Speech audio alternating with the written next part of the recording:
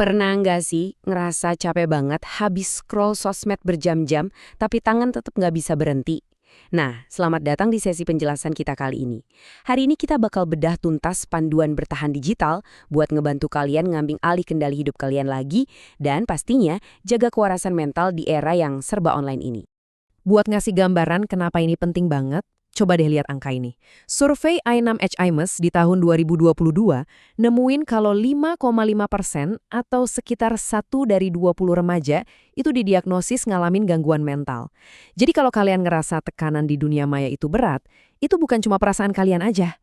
Beban psikologis di era modern ini benar-benar nyata. Oke, agenda kita hari ini simple. Kita mulai dari ngebongkar resiko-resiko tersembunyi yang kita hadapi tiap hari, terus ngebangun 4 kebiasaan jitu, nyari tahu di mana dapat bantuan, dan terakhir ngebahas soal tanggung jawab digital. Bagian pertama, memahami risiko atau, ya bisa dibilang penjahat-penjahat digitalnya. Salah satu penjahat utamanya tuh FOMO, alias Fear of Missing Out. Sering kan ngerasa cemas atau gelisah pas ngelihat story temen lagi pada asik ngumpul, tapi kalian nggak diajak? Nah, kecemasan sosial ini makin parah karena kita terus-terusan dibombardir sama kehidupan orang lain yang kelihatannya sih selalu seru dan sempurna. Dan kalau kalian ngerasa gitu, tenang aja, kalian sama sekali nggak sendirian. Data ini nunjukin faktanya hampir setengah. Tepatnya 49% Gen Z yang aktif di sosmed itu ngalamin tingkat FOMO yang sangat tinggi. Bayangin, separuh dari kita memendam rasa cemas karena takut kurang up to date. Efek dominonya ini yang bahaya banget. Survei ngebuktiin kalau dorongan buat terus-terusan online ini bikin 55% remaja ngalamin stres dan jadwal tidurnya berantakan. Gak heran pada sering begadang kan? Terus parahnya lagi, 42% jadi susah banget konsentrasi di sekolah. Selain itu, kurangnya literasi digital juga ngebuka celah buat monster lain masuk, cyberbullying. Anak-anak yang jadi korban perundungan siber ini punya risiko jauh lebih tinggi buat kena depresi, kecemasan, sampai gangguan makan loh. Ini bukan sekedar candaan usil, ini bisa bikin orang benar-benar terisolasi secara sosial dan akademisnya hancur. Masuk ke bagian kedua, 4 kebiasaan sejahtera. Anggap aja ini baju zirah digital kalian. Ada 4 kebiasaan inti buat ngelindungin mental kita. Bikin batasan, nerima diri sendiri, bangun koneksi nyata, dan ngubah persepsi.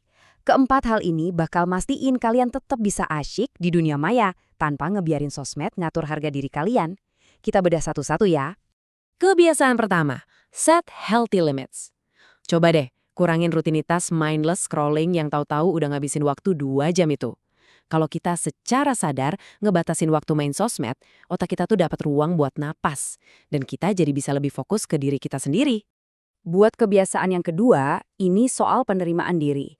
Tolong berhenti ngebandingin behind the scenes hidup kalian sama highlight reel orang lain di internet. Ingat ya, perjalanan hidup tiap orang tuh beda-beda. Harga diri kalian itu jauh lebih berharga dari sekedar jumlah likes. Kebiasaan ketiga, jangan sampai layar HP mengisolasi kalian dari dunia luar. Bangun koneksi beneran, jadilah pendengar yang baik buat orang-orang di sekitar kalian. Ngobrol langsung, nongkrong beneran. Interaksi harmonis di dunia nyata, ini adalah obat paling ampuh buat ngusir rasa kesepian. Terakhir, kebiasaan keempat, ubah persepsi kalian. Putus siklus pikiran negatif yang selalu nyari-nyari kekurangan. Coba latih diri buat ngeliat diri sendiri dan orang lain pakai kacamata yang lebih positif dan membumi. Bagian ketiga, cari bantuan. Ingat, kalian nggak pernah sendirian. Poin pentingnya di sini, kalian nggak harus ngelewatin semua proses ini sendirian.